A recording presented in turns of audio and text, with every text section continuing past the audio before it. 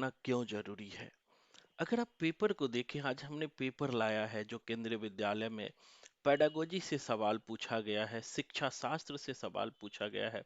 और भी हम चर्चा करेंगे कि अगर आप रियल में रिजल्ट लेना चाहते हैं, चाहे वो पीजीटी का हो, चाहे वो टीजीटी का हो, चाहे नवोदय का हो, केबीएस का हो, तो कॉमन पेपर जिसमें math, reasoning, pedagogy, Hindi, grammar और इंग्लिश पूछे जाते हैं। आखिर ये पढ़ना खूब डेप्थ में क्यों जरूरी है? क्योंकि सब्जेक्ट सब पढ़ते हैं, लेकिन कॉमन पेपर पे सारे बच्चों का पकड़ नहीं होता है। अगर आप कॉमन पेपर को अच्छे से तैयार करते हो, तो वो सबसे ज्यादा आपके रिजल्ट को तय करने में एक महत्वपूर्ण भूमिका निभाएगा। तो ये बहुत ही जरूरी है। और पहली बार हमारा कॉमन पेपर का भी बैच शुरू हो गया है। और हर बैच की तरह हम 8 से 10 फ्री क्लास देते हैं। आप क्लास लेकर देखो, अगर पसंद आए तो ज्वाइन करना, नहीं तो आप क्लास को कभी भी छोड़ सकते हो। तो दोस्तों, जो पीजीटी में पेपर पूछे गए हैं शिक्षा शास्त्र से, पेडागोजी से, आज कुछ सवालों को हम लेंगे। और केबीएस में 30 क्वेश्चन जो पूछा गया था, पेडागोजी से पूछा गया था, 30 क्वेश्चन किसी भी एग्जाम को पास या फेल करने के लिए काफी होता है। आपके सामने जो सवाल है, ये हाई लेवल का जो प्रिंसिपल का पेपर हुआ था केंद्रीय विद्यालय में, उसमें पूछा गया था। और क्यों डेप्थ में पढ़ना जरूरी है, ये सवाल को जब आप बनाएंगे तब आपको पता चलेगा। पूरी वीडियो को ध्यान से देखिएगा, अगर आप भी बार बार असफल होना नहीं चाहते हैं तो। देखिए दोस्तों, क्वेश्चन पूछा गया है कि programmed instruction is based on the theory of, यानी अभिक्रमित अनुदेशन के सिद्धांत किसने दिया, या अभिक्रमित अनुदेशन के सिद्धांत पर आधारित है। किसके सिद्धांत पर अभिक्रमित अनुदेशन आधारित है? दोस्तों, हमने पढ़ाया था आपको क्रिया प्रसूत अनुबंधन सिद्धांत। इसी को अभिक्रमित अनुदेशन का सिद्धांत कहते हैं। इसी को ऑपरेंट कंडीशनिंग थ्योरी कहते हैं। इसी को जो है साधक अनुबंधन सिद्धांत या कार्यात्मक अनुसंधान, इसी को रीइंफोर्समेंट थ्योरी भी कहते हैं। और ये थ्योरी देने वाला था बीएस स्किनर। अभी ही हमने स्किनर पढ़ा है।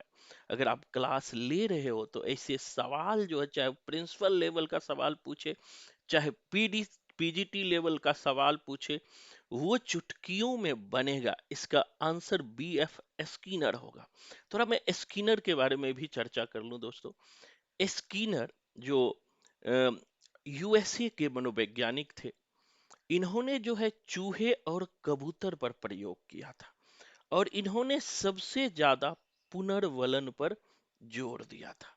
यानी उन्होंने कहा था कि अगर प्राणी को पुनर्वलन दिया जाए तो वह सकारात्मक कार्य करता है, वो सकारात्मक कार्य पर जोर देता है।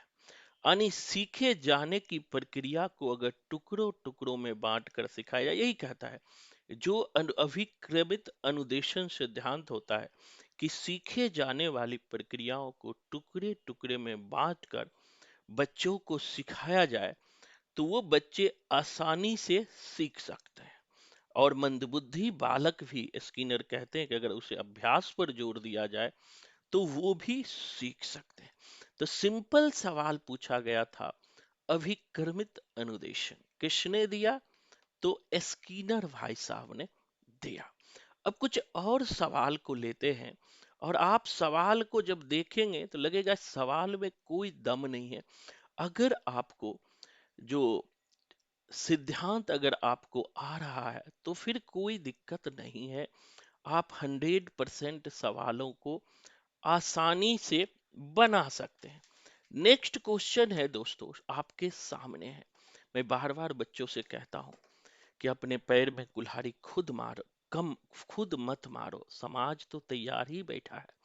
इसलिए हर सेक्शन को, चाहे वो आपका सब्जेक्ट हो, चाहे वो कॉमन पेपर हो, अच्छे से पढ़ के जाओ। फिर जीवन में आपको कभी रोना नहीं पड़ेगा।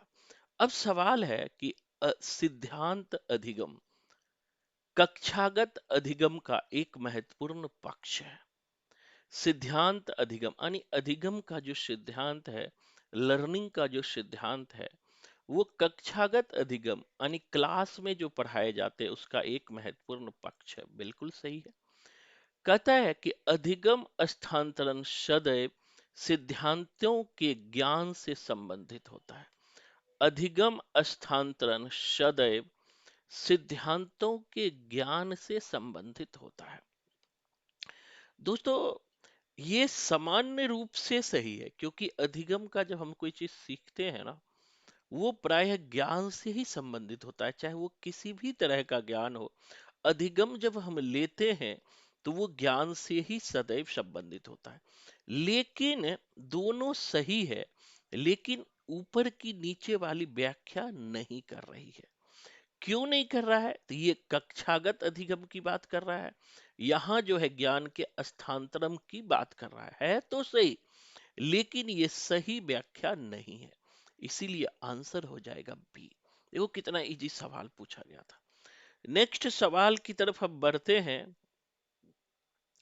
नेक्स्ट जो हमारा सवाल है दोस्तों, आपके सामने सवाल है, कहता है कि निम्नलिखित में से कौन शैशव काल के मनोवैज्ञानिक संकट से संबंधित है? अब दोस्तों, अलग अलग स्टेज पे अलग अलग संकट होता है। ये शैशव काल है, psychological crisis state of infancy, मतलब होता है शैशन, पहचान और भूमिका। शैशव काल से संबंधित जो दोस्तों होता है, वो विश्वास बनाम अविश्वास का होता है। जो शैशव काल की जो समस्या होती है, वो विश्वास बनाम अविश्वास की होती है। इसीलिए तरह अगर हम कहें प्रारंभिक बाल्यावस्था का, तो स्वतंत्रता बनाम लज्जाशीलता का होता है। खेल की अवस्था होता है पहल बनाम दोषिता। स्कूल की अवस्था होता है परिश्रम बनाम हीनता। किशोरावस्था की अवस्था होता है अहम पहचान बनाम भूमिका संभ्रांति। इसी तरह परिपक्वता का होता है अहम संपूर्णता बनाम निराशा। तो ये सब जो अवस्था होता है, इन अवस्थाओं को पेडागोजी में हमें पढ़ के जाना जरूरी होता है, तभी हमसे सवाल आसानी से बनेंगे। नेक्स्ट क्वेश्चन दोस्तों पूछा गया है, बहुत महत्वपूर्ण है। 64 नंबर पर क्वेश्चन पूछा गया है। कहता है कि रचनात्मक परिप्रेक्ष्य अधिगम को संदर्भित करता है। Constructive perspective refers to learning as, यानी रचनात्मक परिप्रेक्ष्य जो है अधिगम को संदर्भित करता है। किस तरह संदर्भित करता है? यानी कि जो रचनात्मकता है वह किस तरह अधिगम को डिनोट करता है, संदर्भित करता है? बच्चों की स्मृति में संग्रहित सूचना से, विकासात्मक योग्यता से, होने वाले व्यवहार की संभाव्यता से, या अनुभव द्वारा निर्मित समेकन से। तो ये आंसर हमारा हो जाएगा अनुभव द्वारा निर्मित समेकन से। क्यों? क्योंकि रचनात्मकता का मतलब क्या होता है दोस्तों? इसमें विद्यार्थियों की समोलोच समूल समूल समोचनात्मक यानी कि आलोचनात्मक चिंतन व अभिप्रेरणा को विकसित कर उन्हें सदैव अधिगमकर्ता के रूप में परिवर्तित कर दिया जाता है। मतलब कि जब हम अनुभव के द्वारा, जो रचनात्मकता का एक पक्ष होता है कि हमें क्रिएटिविटी तभी जन्म लेगा जब हम अपने अनुभवों का समेकन करेंगे। इससे क्या होता है कि छात्रों में एक सशक्तिकरण और एक रचनावादी परिप्रेक्ष्य का भी जन्म होता है। इसीलिए यहां पर आंसर हो जाएगा अनुभव द्वारा निर्मित समेकन। नेक्स्ट है 65 नंबर क्वेश्चन है। देखिएगा, कहता है कि एक एक संप्राप्ति परीक्षण की रूपरेखा में निम्नलिखित में से क्या स्पष्टतः प्रदर्शित नहीं किया जाता है? कहता है in the blueprint of an achievement test which of the following aspect is no clearly visible? यानी कि एक जो बुल अचीवमेंट टेस्ट का जो ब्लू प्रिंट होता है, उसमें क्या दिखाई नहीं पड़ता है, क्या दिखाई नहीं पड़ता है। तो जो आपके रिपोर्ट कार्ड बनाया जाता है, उसमें क्या ब्लूप्रिंट में दिखाई नहीं पड़ता है? प्रश्नों की विषय वस्तु, प्रश्नों का उद्देश्य, प्रश्नों का कठिनाई स्तर या प्रश्नों का प्रकार। तो इसमें हो जाएगा, प्रश्नों के कठिनाई स्तर को नहीं दिखाया जाता है। जो ब्लूप्रिंट तैयार किया जाता है, कहने का मतलब है कि जब एक अचीवमेंट का जो है, अचीवमेंट टेस्ट का रिपोर्ट कार्ड तैयार किया जाता है, तो उसमें जो है प्रश्नों की कठिनाई स्तर को प्रदर्शित नहीं किया जा सकता है, जबकि उनकी विषय वस्तु, उनके उद्देश्य, प्रश्नों के प्रकार आदि शामिल किया जाता है। जब इसे पढ़ेंगे तो आसानी से आप बना जाएंगे। नेक्स्ट क्वेश्चन है, बहुत इंपॉर्टेंट क्वेश्चन है, देखिएगा।